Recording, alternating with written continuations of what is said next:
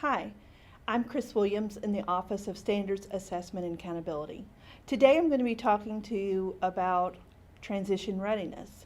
I do have some friends from the Office of Career and Technical Education and Student Transition with me today who will also be joining us on camera today with transition readiness as well, because we're going to be talking about not only the academic part of transition readiness, but also the career part of it, and then the English learner part of transition readiness.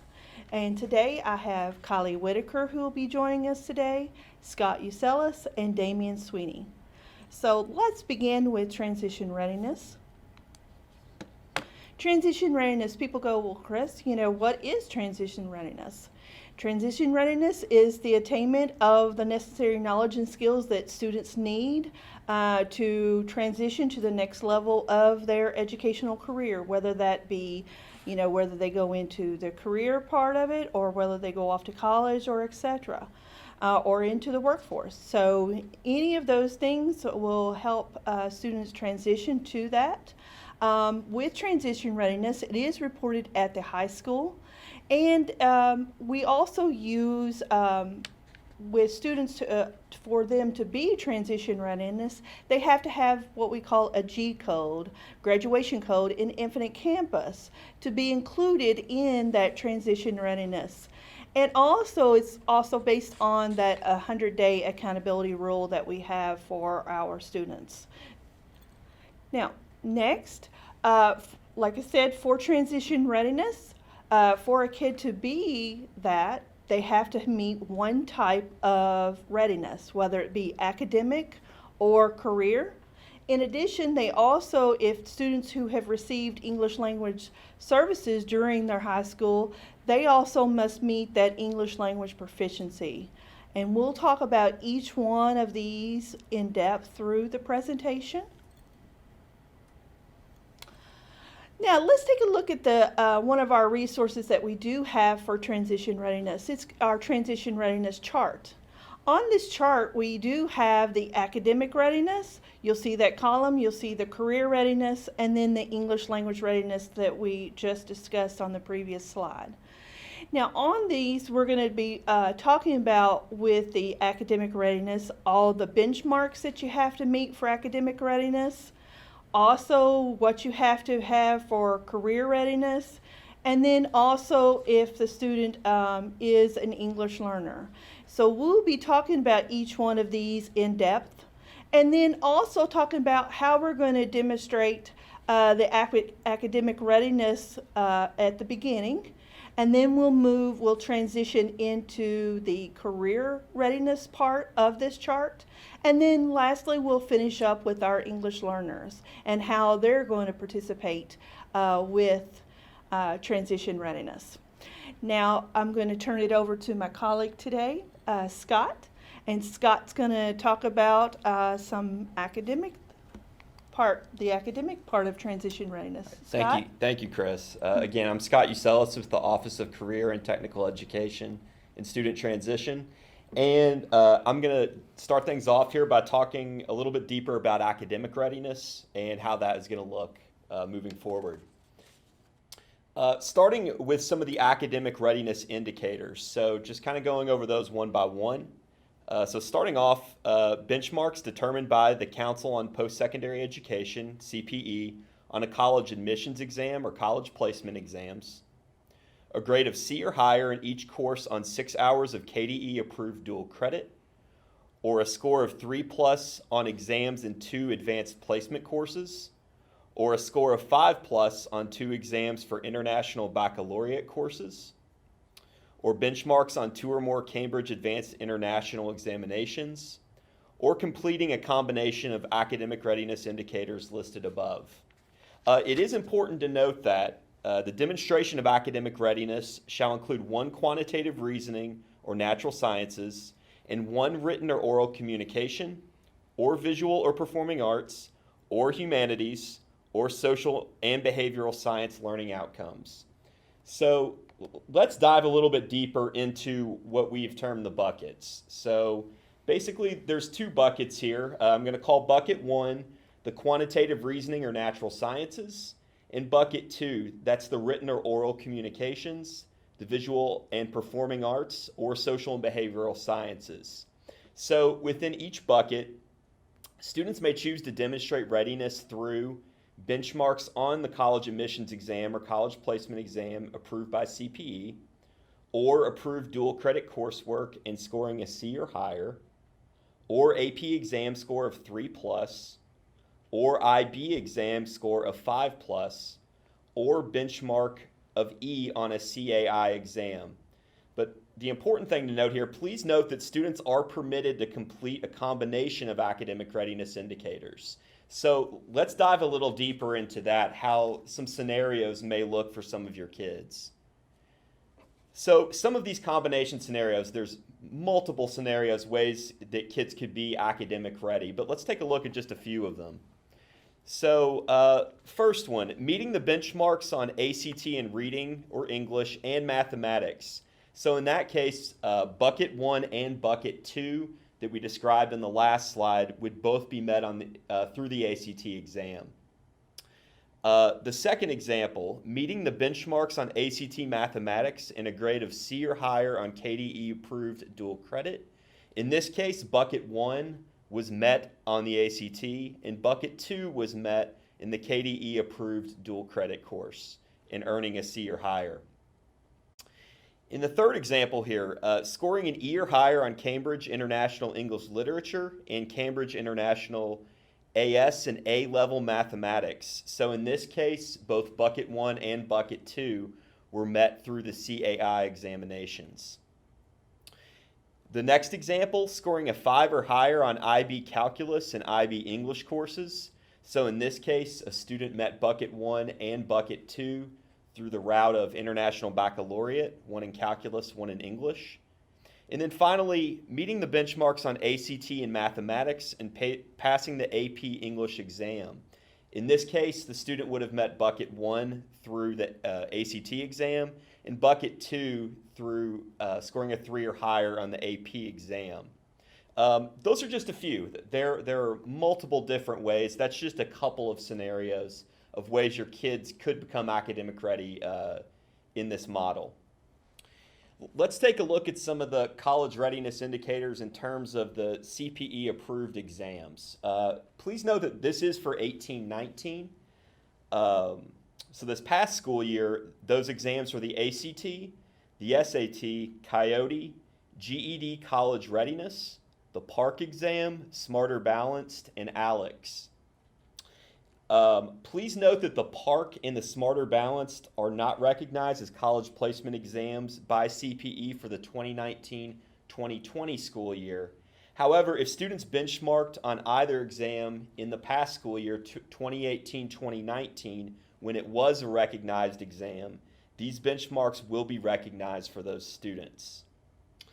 So at this point, I'm going to go ahead and turn it back over to Chris to discuss transition readiness and the 5-star rating. Thanks, Scott. So let's talk about how we're going to transition, this transition readiness is going to count this year in our 5-star, because 5-star rating is new this year, and we are going to be looking at that and seeing how this will be included in our accountability, because we do have lots of indicators, that help us with our accountability system, and transition readiness is one of those indicators. So how it's going to be used is it's going to be included in the index used to identify students who are what we call comprehensive support and improvement, which is our CSI students, CSI. And then we also have targeted support and improvement, TSI. And then we've got one additional that will be coming in, which is our additional targeted support and improvement. That will be part of our 5-star rating for our state accountability. Now, when we take a look at this, let's look at this chart, because it's going to consider all of our indicators, and you'll see all the indicators for our accountability system at the bottom. And then you'll also see up in the middle, you'll see the 5-star ratings in the various colors, 1-star, 2-star, 3-star, 4-star, and 5-star. And that will go as part of your overall. When you get your overall score, then you will be assigned those particular star ratings. Also, in the next below that is our school improvement and support. That's what I was talking to you about with the CSI and the TSI, and how that's going to incorporate into our 5-star rating as well for our accountability system. And then at the bottom, we want to really look at our accountability weights, because that's going to give us our overall accountability score in each one of our indicators. And you'll notice that even though we are talking about transition readiness today, we do have other indicators that will be recorded and be sent out for districts on each one of these, with it, whether it be proficiency, separate academic indicator, our growth, our transition readiness, our graduation rate, and then also we are going to have a new one that will be in the next school year that will be part of our accountability system, which is quality of school climate and safety. So let's talk about this, what we're going to see in the fall though, because we're going to see at the high school level, we're going to see our proficiency, our separate academic indicator, there is no growth at the high school. And then we'll there will be the transition readiness and also the graduation rate. And then quality of school climate and safety will be coming in as well. But let's look at how our transition readiness will be part of that. It's going to count, as you can see, 30%. It's going to count 30% of our weights is for transition readiness. So you want to take that into account. You'll see all of the ways, like for high school, our proficiency is going to be 45, separate academic indicator. For science, social studies, and writing, that will be 15. Then, of course, we don't have growth at the high school. Then we have quality of school climate, and then we'll go into our transition readiness at 30. And then graduation rate for our 4-year and 5-year cohort will also be counted as 6. So you can see all of those weights that will go into that overall accountability score. And then we're going to talk about on this slide, how can we calculate this information for us? How are we going to do this transition readiness indicator? Because this is the one we're going to be going over today. Well, what you're going to do as a district is we always put into open house, which is on our KD website. We put the we have the summary. Accountability summary data. And how we get to it is you'll go into open house first and then click on it. Once you get to the open house and click on it, then you'll go to what we call supplemental data.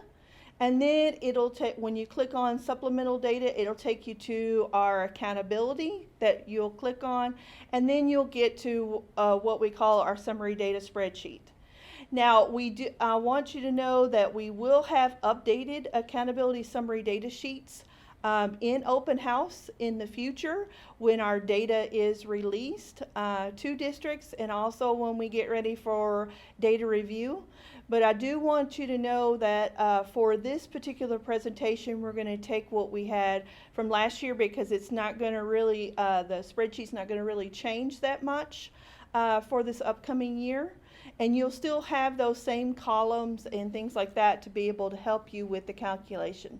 So let's talk about how we're going to calculate that, because people ask us all the time, Chris, that transition readiness, I don't know what I'm going to do with that, because it is, is very complicated. So we're going to try today to uncomplicate that for you and give you as much information to help you this year with transition as we possibly can.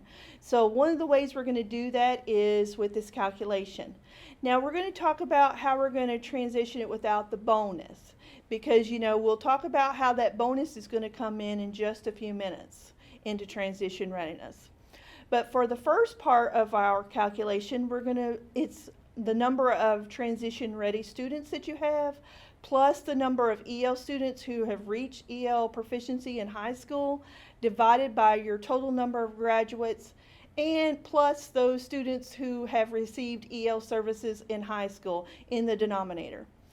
So you'll look at this, and let's break this down. Let's put some numbers in there for you. So when you look at this, you're going to start with that chart that I showed you on the previous slide. You're going to see a whole row of columns. And in those columns, you'll also have different tabs at the bottoms.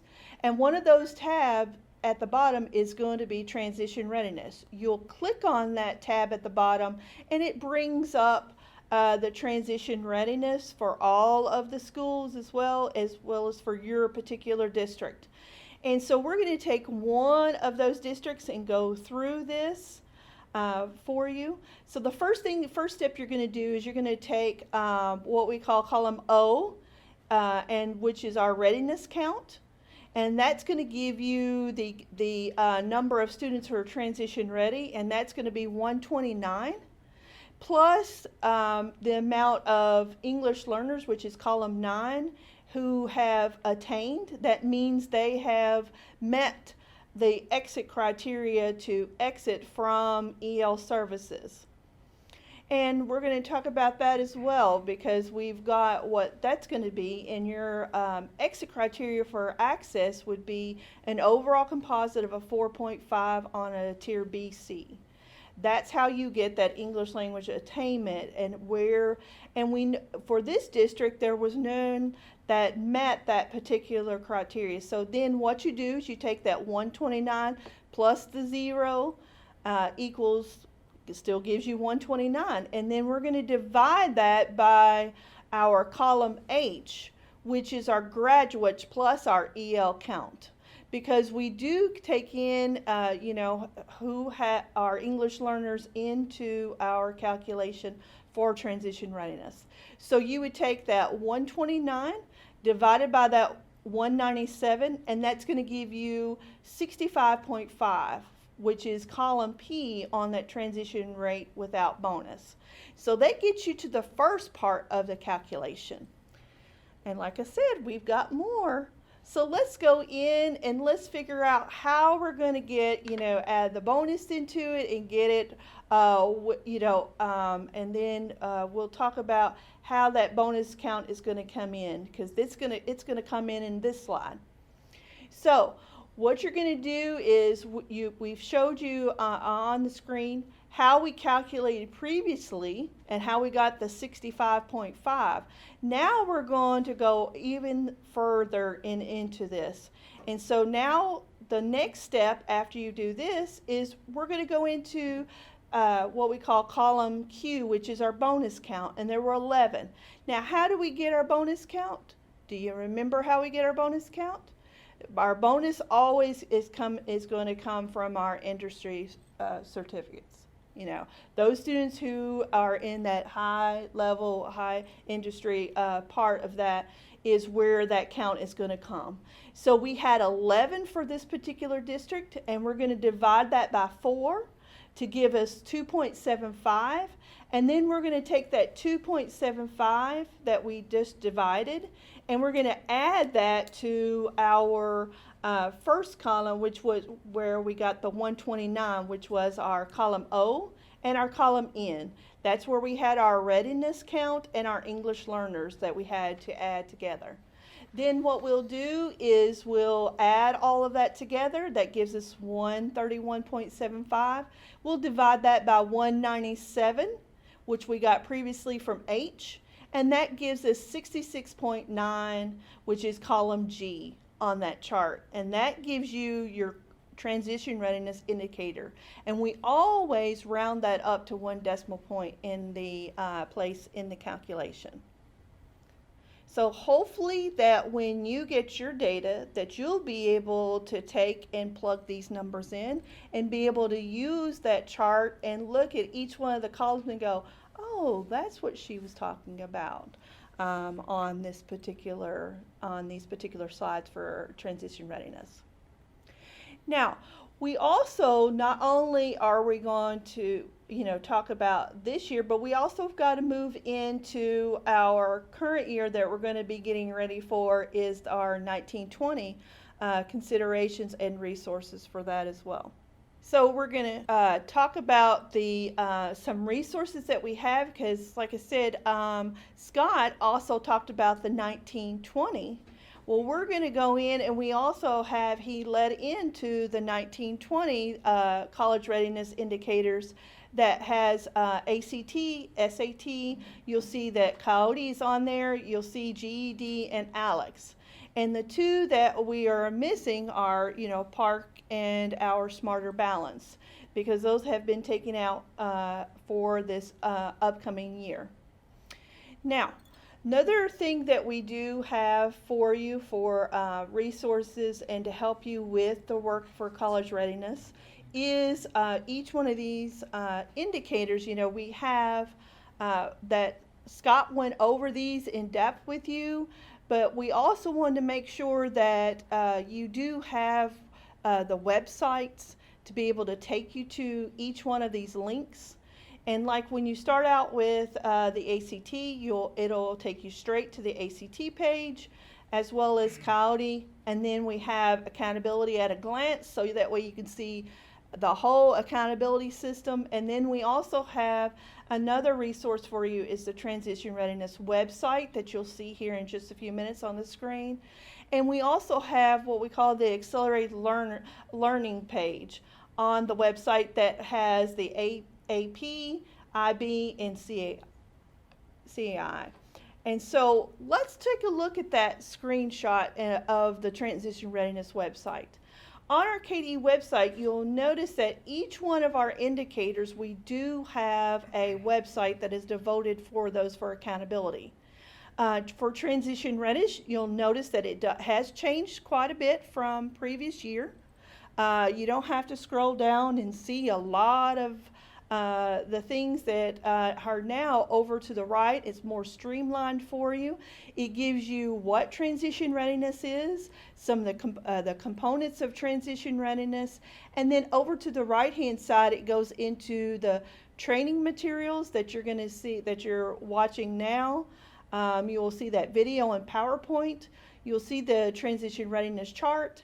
And then all the indicators that we have for 18-19 for the accountability for our overall 5-star rating for performance. And then you'll see each one of those and they'll link to that particular one.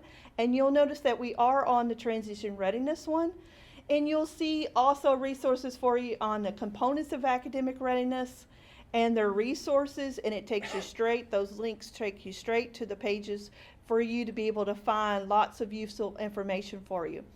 Another thing is for the career academic component and resources, it will also go through that as well and links you to each one of those. So these are valuable resources for you. Please make sure that you do share these resources with your district. And especially your high school people who are going to be working with all of these components. Now I'm going to be turning it over to Damien, who's going to get us ready for dual credit. So Damien? Hello, and I'm really excited to talk to you about dual credit. There's a national trend which suggests that more dual credit is being taken every single year, and the more dual credit opportunities that we have, the more access we need to be prepared to offer. We are very lucky in Kentucky to be able to offer up to 10 dual credit scholarships for kids. 2 of those dual credit scholarships are simply called dual credit scholarships for high schoolers. There are also 2 opportunities to take work-ready scholarships. Per year, work-ready scholarships are tied to career pathways, so there are 8 opportunities for that in total. All of those scholarship opportunities are offered by the Kentucky Higher Education Assistance Authority, so definitely read up on that and go to their website. There are many questions to consider when thinking about what dual credit options are best for my school, my kids, etc. So first, you need to think about what is the trajectory of your students and how does the dual credit class fit with their ILP and post-secondary plan. Well, in order to figure out what the trajectory is for kids. One thing that you can do is go to the KY Stats website, and we've linked that here on the presentation for you to check out when you're back at school.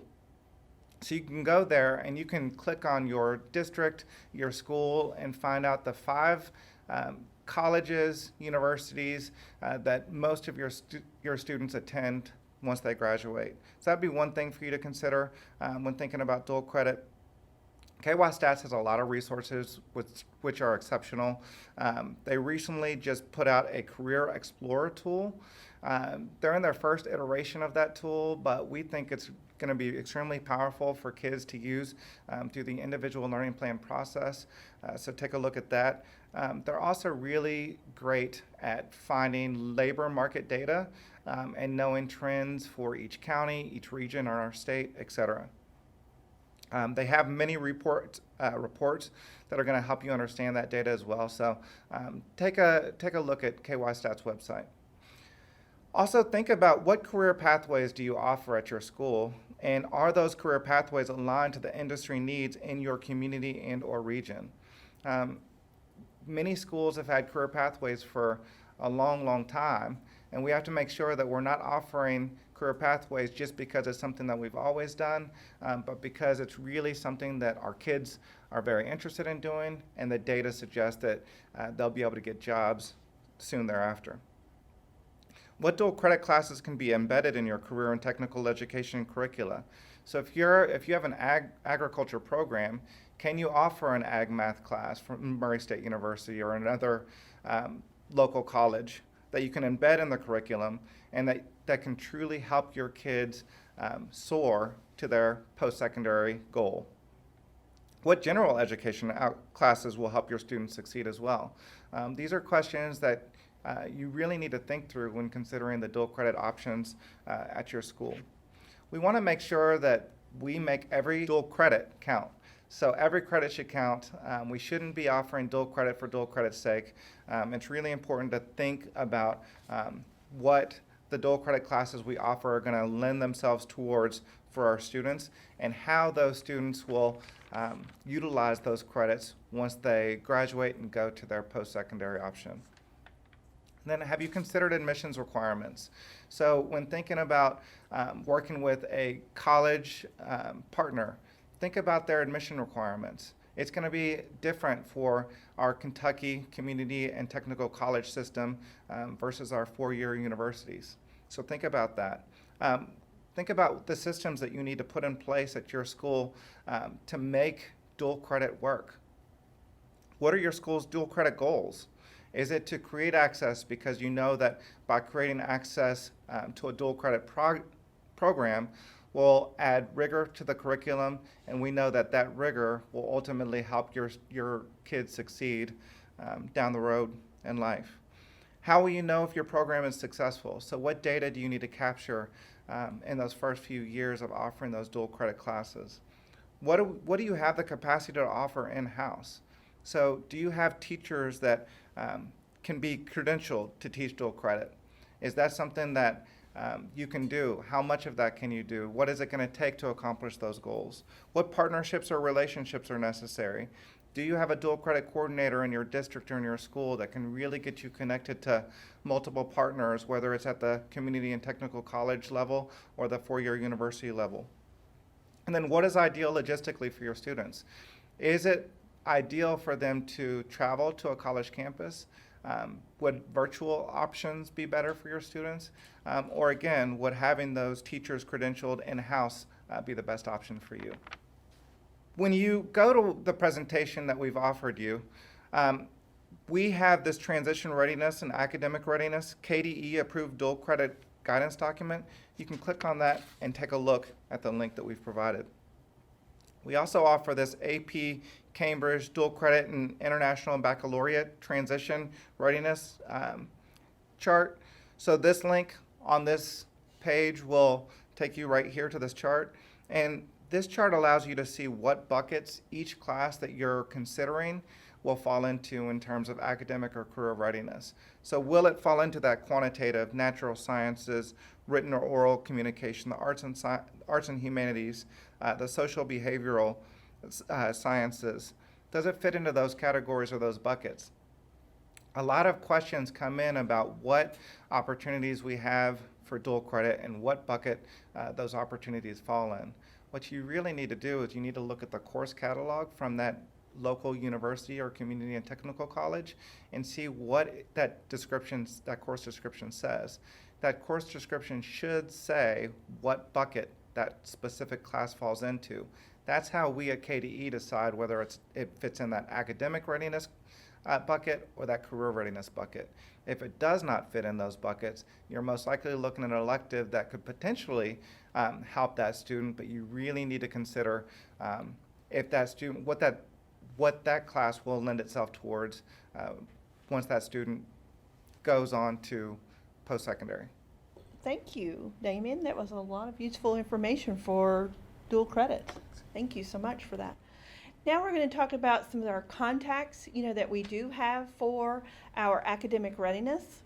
We do have, the ACT. You'll see here in our office. We'll be more than glad to work with you on any questions you have about that. If you have questions about the CALDI, which is the college placement, that'll be Paul Eakin or Steve Newman. They'll be able to work with you. Here's their contact, their email, etc. for this, as well as dual credit, AP, IB, and CEI. That would be Scott Uselis that you saw earlier on the presentation. He'll be more than glad to work with you on those particular topics as well. Please make sure that you do use this information, that you do share it with your districts, because especially with your high school that is going to be working with the academic readiness, the career readiness, and then also with your English learners for the high school, because that's going to be an important piece that they'll know, who do I contact for each one of these components. Because like I said, there are a lot of components for transition readiness. And we're going to transition now to the next part. We just finished up the academic. Now we're going to transition to the career readiness, and I'm going to turn it over to Kylie. Kylie? Thanks a lot, Chris. I appreciate it. Before I get into career readiness, I do want to take a moment to talk about some of the things that have been covered before. Scott covered academic readiness with you. We really thought it was important to hit that up front on this presentation because we calculated it. It looks like there's about 108 different combinations for academic readiness, so please keep that in mind with a two-bucket system that you're going to try and meet each of those two buckets, but there's, I think, 108 different ways that you could combine things to meet those two buckets and be academic ready. And we can never escape the questions about dual credit whenever transition readiness comes up, and so we really appreciate Damien taking the time to explain all the dual credit aspects, because dual credit is bigger than just transition readiness, and it's really important to keep those things in mind as we go through this, not just how do they count in this accountability system. So those were some really big topics that Damien and Scott covered for us. We're going to cover the last of the really big topics and the really complex parts because career readiness has, looking at the industry cert list and the different EOP options, there are probably 300 or 400 different ways to be career ready in our accountability system. So we're going to try and dive really deep into each one of those. And so we're going to start out first by just taking a look at the career readiness indicators. There are 5 of those. That makes it look very simple on the surface. We have industry certs, with some of those industry certs being considered high demand industry certifications. Those that are considered high demand would earn you that extra 0.25 bonus in the accountability system. We move on to the end of program assessments, and they are called end of program assessments for a reason. That's because the content that's covered on those assessments is designed for students who have finished those programs or at least reached very deeply into those programs. We have dual credit on the CTE side, same as on the academic side. We're not trying to meet 2 buckets on the CTE side. What we're trying to do with dual credit on the CTE side is get 2 from the same program area. And we're going to dive really deep into that here in just a bit. We move on to apprenticeship. We're really talking about our track program when we talk about apprenticeship. That's Tech Ready Apprentices for Careers in Kentucky. There are two types of track programs. I'm going to talk about each of those when we get to the track portion of this. But please note, when we talk about apprenticeship, we are specifically talking about the track program there. And then the last one, which is very complex, is the exceptional work experience. We call that EWE. As we move forward, you're going to hear EWE from us a lot. We will not sound it out and say ooh, but we'll call it EWE moving forward. So just please be ready to see EWE when it comes to transition readiness. That's caused some confusion in the conversations that we've had so far. Before I do that, though, I do want to point out that we do have a whole website designed just for CTE accountability. We're talking mainly about career readiness at that point. All of the different charts, all of the different indicators, all of the different tests that can count are all going to be located on that one site for you, where we've put as many resources as possible, guides, explanations, and how to enter the data all in one site for you to really dive deep into the career readiness portion. With that, I think that resource is a great one, but I do want to cover some of the really nitty-gritty details of career readiness for each of those 5 measures next. So the first of those is going to be industry certifications. I get questions all the time about how do these industry certifications come about? How do you guys put together your list? Well, KRS 158.6455 tells us exactly how we have to put that list together. It starts with the local workforce investment boards. They meet with their business and industry, and they make recommendations on what industry certifications in their area of the state are going to be accepted. They send those into the Kentucky Department of Education and the Kentucky Workforce Innovation Board. We call them KWIB. And then we take those recommendations, we align those recommendations to our different career pathways, and then we provide that list back to the KWIB. The KWIB will meet with their subcommittee. That subcommittee will make a recommendation to their full committee. Their full committee will then either approve or decline those recommendations. And at the end of that process, if they've been declined, we will take them back, reevaluate, send a new list to them. Eventually, it will get approved, and then KDE will publish that industry certification list annually on the website. And that annual process is what you need to be aware of. Because this is annually done, and it says in legislation we have to do this annually, it is very likely this list will change every single year. And so what is on that list each year is what's valid for that year. So let's take some time to look at some of these details about industry certs that you may not get from the surface conversation. So there's a list, and when you look at that list, it is an annual list. It's going to have a year that list is valid for at the very top. The important part here is whatever's entered that year is what we compare to that year's list. And so it is really important that any industry certification taken during the school year is put into our technical education database system that year. We call that TEDS.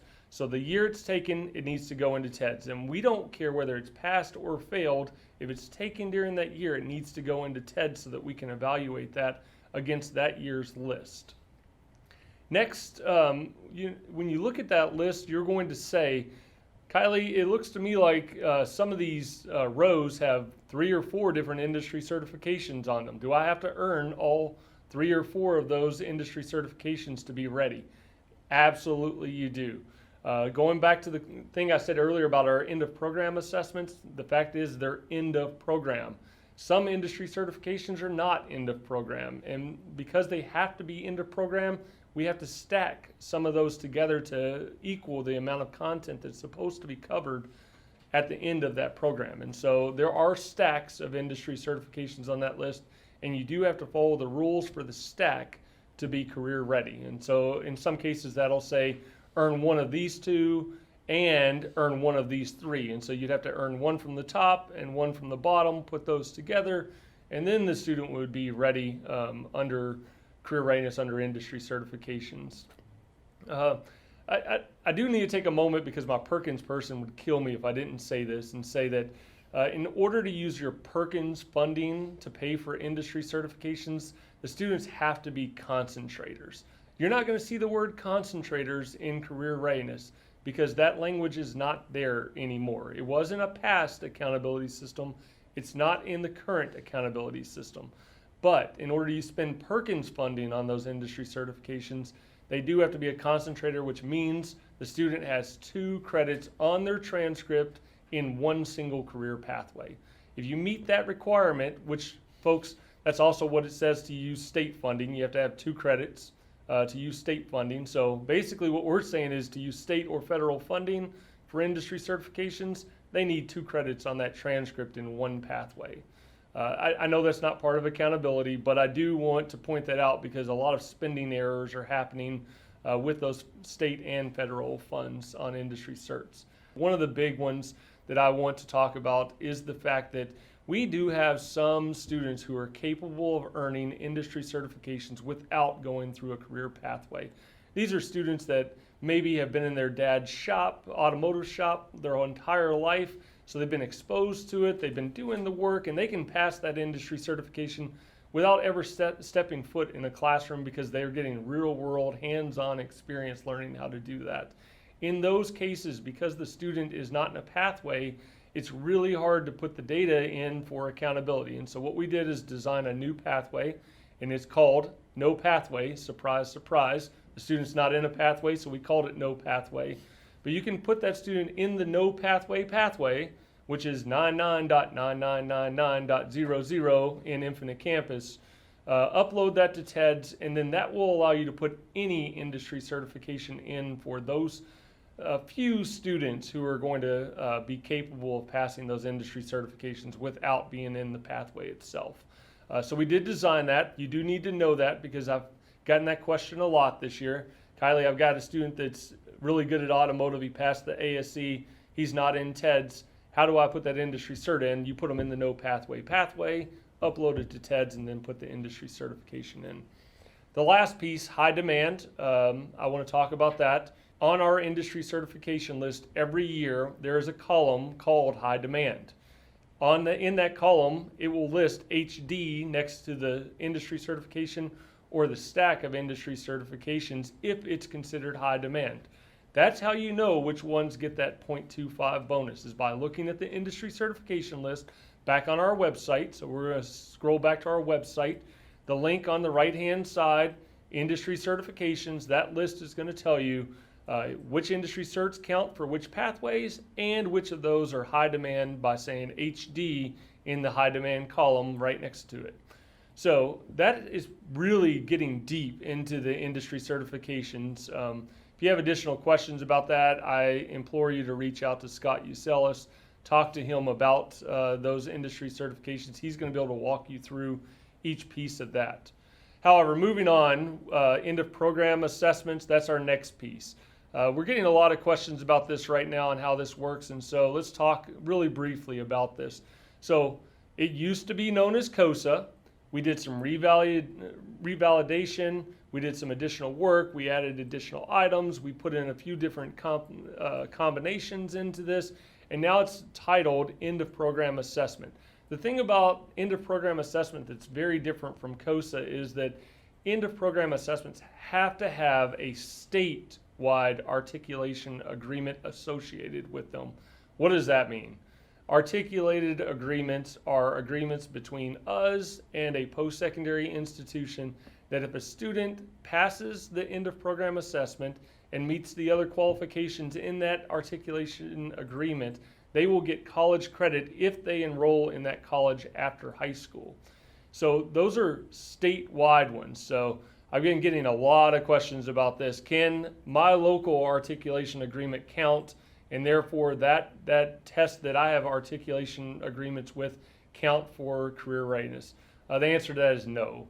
It has to be a statewide articulation agreement signed between KDE and a post-secondary institution to count in the accountability system. And so this is going to make things really complex this year, 18-19, because we do have students who passed end of program assessments back in 16-17. We had students that passed them in 17-18, and we have them that passed this year, 18-19. There's different rules for each of those 3 years.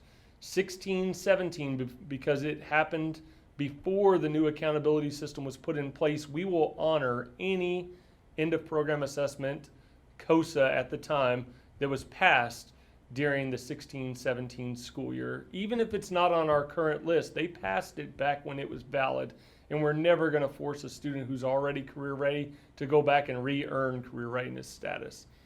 17-18 is different though. We did offer end of program assessments and COSAs both in 17-18. The accountability system changed in 17-18, and the law says that they have to have articulated agreements associated with them in order to count. And since that happened in 17-18, only those that had articulated agreements associated with them counted from 17-18. So the prime example here, allied health. Allied health, a lot of students took allied health in 17-18 and passed that assessment. That's a wonderful thing. I'm glad that the student learned the content and were able to pass those assessments, but allied health did not have an articulated agreement associated with it in 17-18, and since the law said it had to, allied health would not count if the student passed it in 17-18. If they had passed it in 16-17, yes, it would count, because the new accountability system was not in place at that time. The new law was not in place at that time. It was in 17-18, and therefore had to have that articulated agreement in 17-18. Now 18-19, the only assessments that were offered were those with articulated agreements, and so those would all count for 18-19. Any EOP that was taken during 18-19 would count. And we don't expect the list to change at all for 19-20. I can't guarantee you it will not change, but I am 99.9% certain it's not going to change. And so the same list that you were used to seeing in 18-19 is the same list we're going to look at for 19-20. All right, and that's what's posted on our website right now. If anything happens with anything on that list, we will notify all DACs and CTE coordinators immediately of that change. I just really don't expect that to happen. The next indicator that we want to talk about is the dual credit with CTE. This one is a little different because on the academic side, you're really looking at trying to meet two buckets. On the CTE side, what we're really trying to do is get students to focus on a career pathway, and if not a career pathway, at least a single program area. What's a program area? Agriculture is a program area. Business and marketing is a program area. Health science is a program area. There are multiple pathways within those program areas, but each of those program areas are the bucket we're looking for on the CTE side. And so because on the academic side, we have created specific course codes for you to use for accountability purposes. You have to follow the rules on the academic side. You can't use one of those course codes unless it's a 3+ hour college credit course. On the CTE side, we don't have those specific course codes. So what we're looking for are those course codes that are valid for the pathways that you're offering within a single program area. And so what does that mean at the end of the day? What it means at the end of the day is we need you to get a student to have 2 high school credits on their transcript in a single program area. And you can look at those course codes that count for each program area by going to the same resource where we divided up the course codes by their buckets on the academic side. Damien showed you that earlier. It's a spreadsheet. There's 2 tabs on it. One tab has all the academic buckets. On the other tab is career readiness, and it's going to show you the program area course code buckets that you're looking for. So once again, 2 high school credits in a single program area is what we're looking for on the student's official transcript, and that's really important because unless it's on the student transcript, we're not going to be able to pull the data. And so if you're manually editing student transcripts and marking them dual credit, be really careful, because if you fail to manually edit that transcript and put in that difficulty level DC indicator, it will not be pulled for career readiness from the student's transcript. That goes for the academic side as well, folks. I know we have specific course codes on the academic side, but we're still pulling data from the transcript, and we're looking for that DC indicator on the transcript.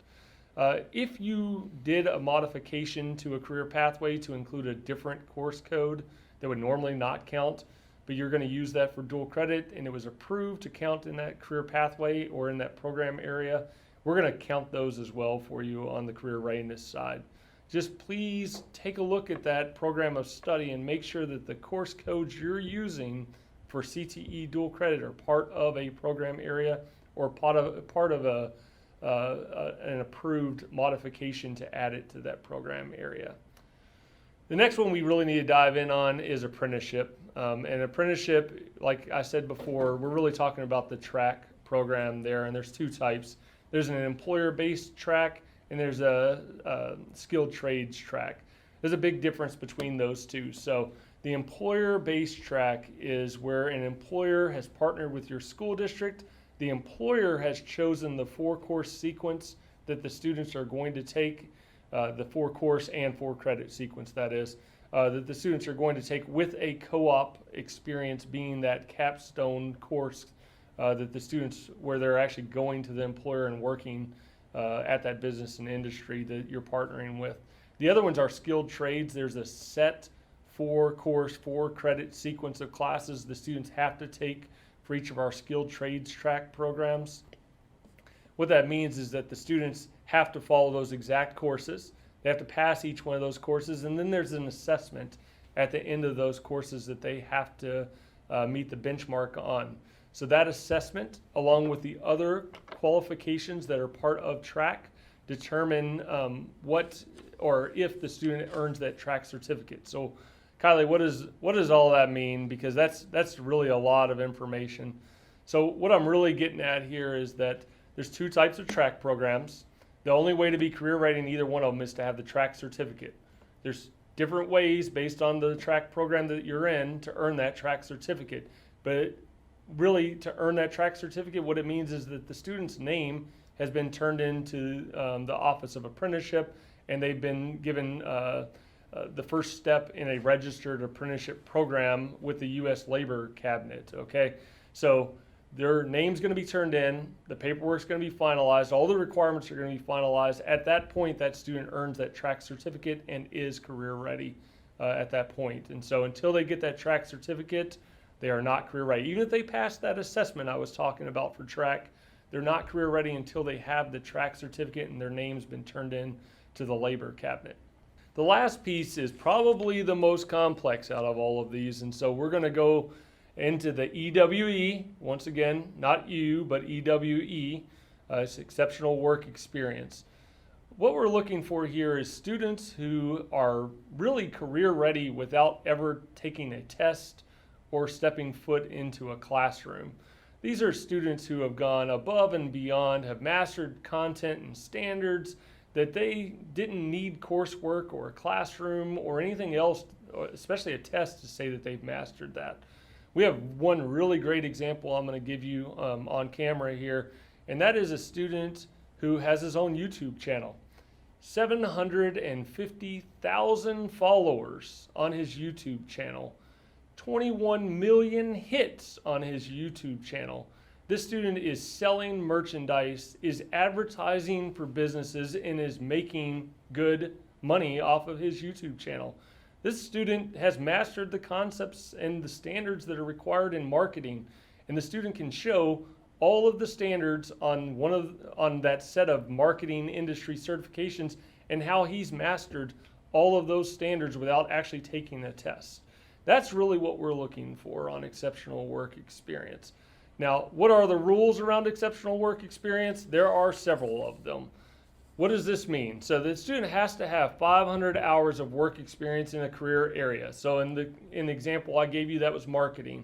The student has more than 500 hours of experience working with his YouTube channel and marketing products and companies on that YouTube channel. And so 500 hours of work experience. We're looking for growth. So how has the student grown over the course of that experience? Have they taken on more duties? Have they been promoted? What's happened to that student during the course of this 500 hours or more? They have to have individual recognition in their job. So they might have received an award. They might have got a promotion. They might have got a raise. I don't know what it is, but they've received some kind of individual professional achievement or recognition. You got to have at least 2 professional references. Now, this YouTube example I've given you, the student could have provided 10 or 20 professional references, but at least 2 had to be turned in there You have to show how you've met the soft skills. We have a new law out there that says you have to have essential workplace ethics skills, and that's something we have to teach to our students in high school. And so how are, the law says in all grades, but EWE specific to high school. And so how is the student mastering those soft skills that go with work experience and being career ready? And then the last one is what I talked about with the YouTube example of the student that can show how they've mastered the marketing standards through the experiences they've had. And so at the end of this, the student needs to show what standards did they master without taking a test, without sitting in a classroom. What were the standards the student mastered? And those standards need to be either standards associated with our end of program assessment or standards associated with an industry cert or a stack of industry certifications. And so you cannot say that since the student was not in a pathway, they mastered standards outside of that. The standards that they're having to master are those same standards that you're mastering through any of our other indicators for career readiness. And this is really complex. It's hard. You need to pull up the standards. You need to associate each of those standards with exactly what qualifies the student in their exceptional work experience to say that they've mastered those standards at that point. And then we're asking that you put the data in for us. So we have a website designed through SharePoint where you'll tell us who the student is, what the SSID is, what school they're at, the district they're at, and then for each of the lettered requirements of evidence, you need to provide documentation of each of those letters. So you have to provide documentation of the 500 hours. You have to provide the professional references that they've received. You have to provide a crosswalk of the standards and how they've met those standards. We also need you to identify those students moving forward, not this year, not 18-19, but 19-20. You'll need to identify those students in TEDS. There's a checkbox in TEDS. Claude Christian would be happy to show you how to do that. There's a document out there on the website showing you how to do that. But you will need to identify those students in TEDS moving forward by February 1st of each year to let us know how many students are on track to meet exceptional work experience. The last piece of EWE that's really important is that for those students who have IEPs, and in their IEP it says that they need to modify parts of this, they are allowed to do that. If the student's IEP is specific and says that they need to modify the requirements, now they still have to have each one of the requirements, but they can modify these to be appropriate for what the student's IEP says. So in that case, we do need you to let us know that you've modified these based on the individual student's IEP to tell us exactly what we need to know in order to know that if it doesn't, if their modification says that they need less than 500 hours, we would not know that, and we would mark them as not qualifying if you did not tell us that the student had an IEP requesting that modification, okay? So that's the last piece of EWE. I know it's complex. You can ask me questions about it at any time. We don't have a lot of examples of it right now. I expect that to change over the next few years. But really that YouTube example I gave you is really what we're looking for. Some student that's gone through some extraordinary work experience and mastered standards without having to step into a classroom and can prove to you that they are career ready without taking any assessment, okay? So with that, I do want to pull up some resources for you. We have lots of those resources. I encourage you to go to those resources and really delve deep into each and every one of those. And if you still have questions after going through those resources, I want you to reach out to these contacts that you see here in front of you. Claude Christian, more than happy to help you with your TEDS questions. Sherry Craig, expert on end of program assessments and everything that's involved in those. Mary Taylor would love to talk to you about track, and I'm telling you, she would love to talk to you about track. So you can call her up and ask her any question at all about track. For right now, it's probably best that you contact me for exceptional work experience questions. And then for anything else in career readiness, feel free to reach out to Scott Uselis. He is the data manager for the Office of Career and Technical Education, and he's going to be able to explain each one of these indicators to you as well. And with that, I'm going to turn this back over to Chris to talk about English learners and everything that's involved in that in transition readiness.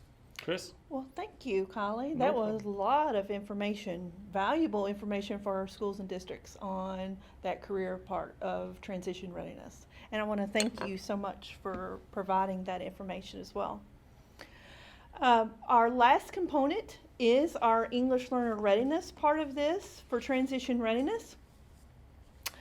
And this is for students who have received English language services during their high school career are included in this. That means if they, any time between 9th grade to 12th grade that they were receiving English language services, they would be part of this last component of English language readiness. They must meet the criteria for the English language proficiency.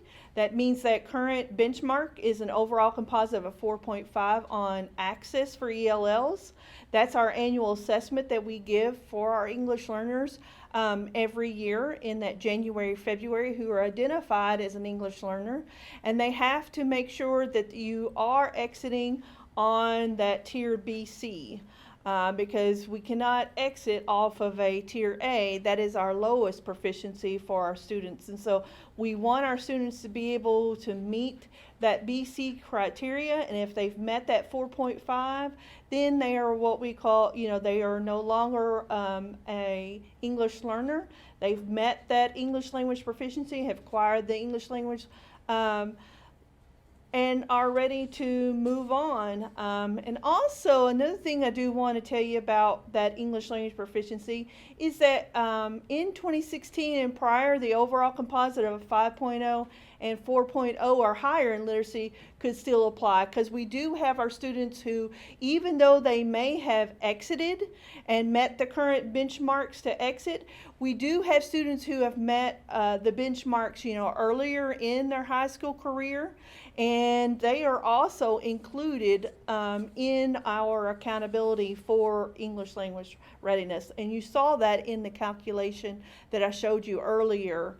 You'll notice that English learners are included in the academic and career readiness part, so they have to meet in one of those areas, as well as meet that English language readiness of that overall composite of a 4.5 on Access. So in that calculation, you'll see how we included our English learners with our graduates as well earlier in the presentation.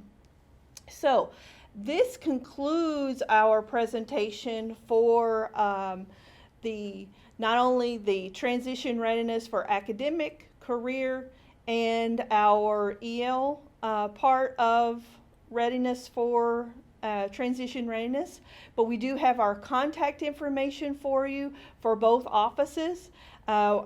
I want to say a great thanks to our Office of Career and Technical Education and Student Transition Readiness, to Kylie and Scott and Damien for helping me make this presentation on transition readiness a wonderful piece for our districts. You've got lots of valuable resources for you for transition readiness. You also have both of our offices, the Office of Standards Assessment and Accountability, as well as that Office of Career and Technical Education and Student Transition, who will help you any way possible with transition readiness. And we want you to use these resources, share these, and these will be posted up on our website for transition readiness soon. Hopefully we'll be releasing these around the 1st of August.